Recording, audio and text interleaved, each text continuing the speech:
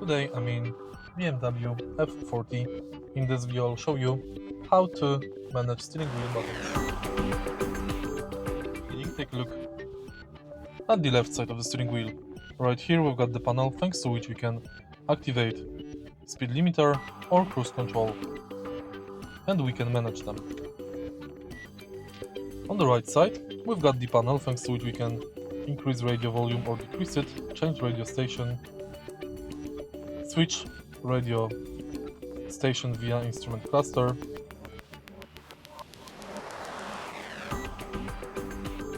check news, answer the calls and enter voice assistant. Of course, if you press right here, you will use phone. If you find this video helpful, please leave like, comment.